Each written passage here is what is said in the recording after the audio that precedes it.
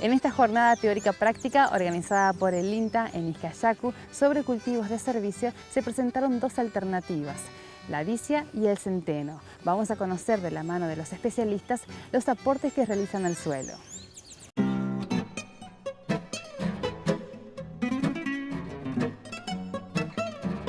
Nosotros lo que venimos haciendo en todo el país es este tipo de jornadas donde tratamos de basarnos en un método que le llamamos el método de las 3 etapas, donde la primera etapa consiste en marcar cuáles son los procesos que están ocurriendo en los sistemas de producción actuales, desde cómo es la captación del agua, cómo se distribuye ese agua, cómo están los nutrientes en general, dónde se aloja el agua, cuáles son los conflictos que me genera el agua, positivos o negativos a nivel del sistema de producción. Una segunda etapa donde salimos a reconocer esos procesos que se marcan en la charlita, por ejemplo lo que hicimos hoy, ¿no? O sea, primero una jornadita en aula donde se mostraron esas cosas y la segunda etapa es esta donde la hacemos operativa, mostramos algunos indicadores a través de algunas mensuras que hacemos, tipo por ejemplo cómo entra el agua en el suelo, la disparidad que puede llegar a haber dentro del mismo manejo. Y una tercera etapa que es lo que están haciendo los chicos acá de INTA Santiago, que es hacerlo operativo. O sea, una vez reconocido el problema que era la pérdida de cobertura, la mala distribución del agua al entrar, cómo se podía abordar, y bueno, una de las metodologías era cambiar de sistema de producción, o sea, volverse a un sistema más ganadero, con pasturas perennes, o entre cultivo y cultivo anual, entre un maíz y una soja, hacer, por ejemplo, un cultivo de cobertura, un cultivo en este caso de centeno, de vicia y centeno como mezclas. O sea, esa sería la tercera etapa, ¿no? Y en realidad la tercera etapa es como que se continúa en el tiempo. La idea es mostrar cuáles son los efectos en el largo plazo de lo que se está haciendo, cuáles son las demandas que hay del territorio, del medio. Si aparece algún nuevo problema, se trata en ese punto de dar respuesta, y así se hace en todo el país. Hoy lo que hicimos acá aprendimos a reconocer algunas variables negativas que están apareciendo en los sistemas asociados al manejo, en el gran pizarrón que para nosotros es la calicata, y en función de eso empezamos a charlar de algunas variables que pueden ser interesantes de analizar. Ejemplo es dónde se ubica el agua, cómo se localiza, qué otros conflictos me puede traer el agua asociados a una pérdida directa por evaporación y no por transpiración como lo hace la planta, que es por ejemplo todo el tema de ascenso de sales, ¿no? Que en la zona, en este campo puntual no es la limitante, pero en la zona puede ser, en algunos ambientes puede ser hasta condicionante para producir. Entonces se trata de identificar el problema, de cuantificarlo y de dar una respuesta a ese problema asociado a un manejo. Para el productor debería ser una inversión, es una inversión a largo plazo, por más que en el momento sea un costo.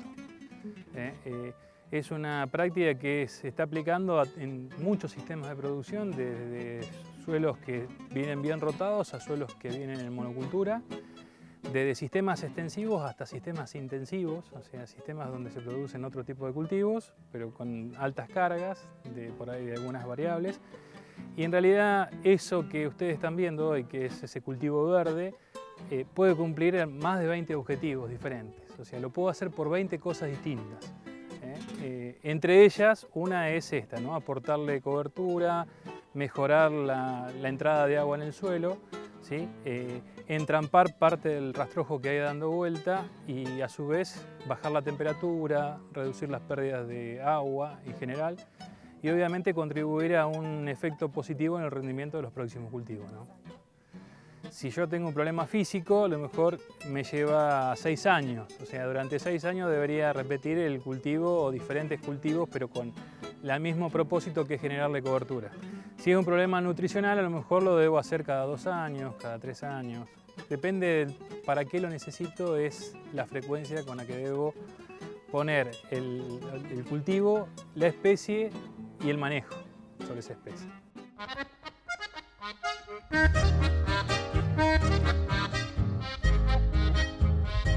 las alternativas son varias. Si uno las agrupa en familias botánicas, hablamos de gramíneas, leguminosas y brasicáceas.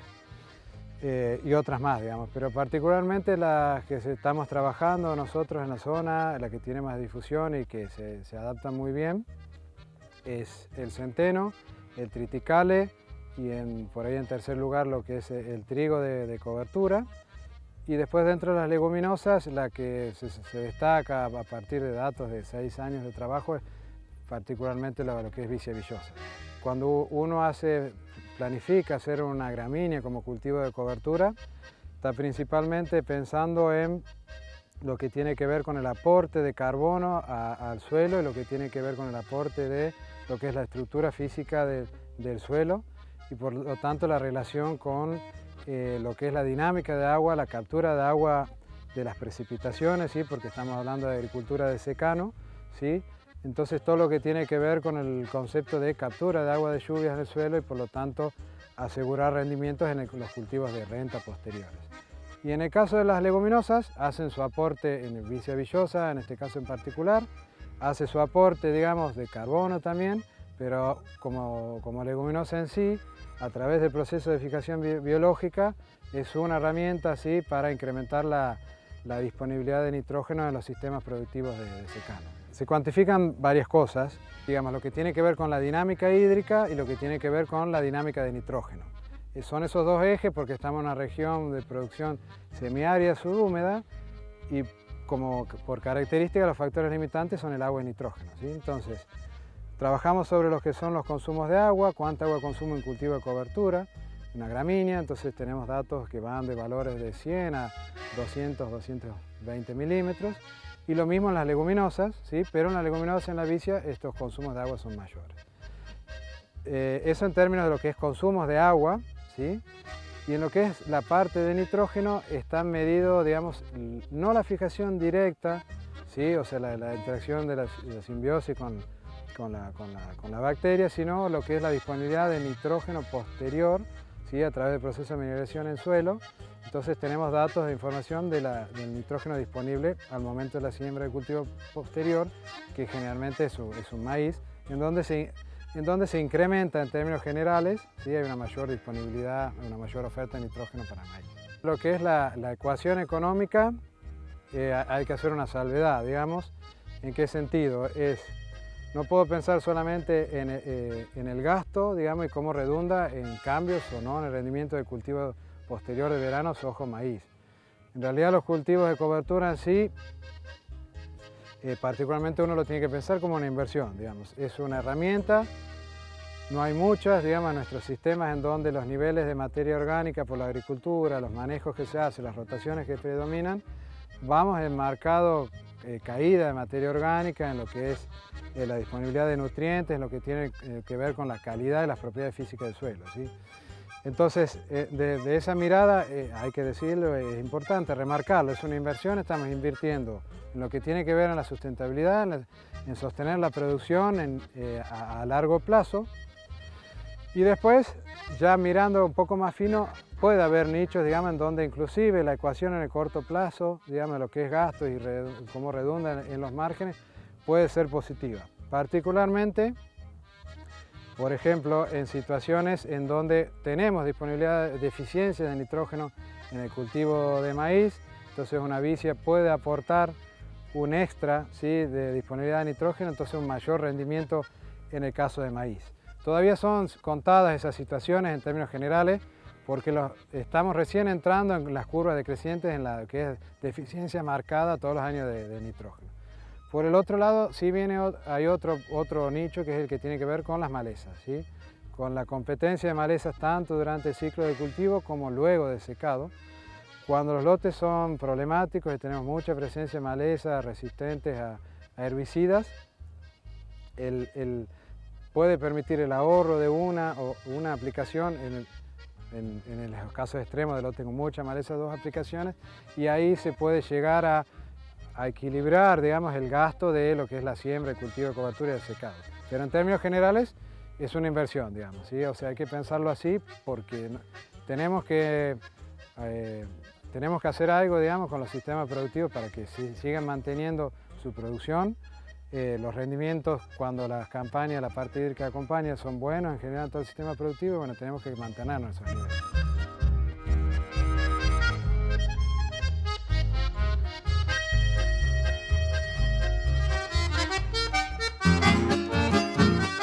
Y así es como hemos compartido un nuevo programa de Siembra y Cosecha. Muchísimas gracias a todos por acompañarnos. Recuerden que nos pueden seguir en las redes sociales y ver nuevamente este programa o lo que ya hemos emitido a través de nuestro canal de YouTube. Nos vamos a reencontrar en 7 días con mucho más de este programa. Hasta la próxima. Chao.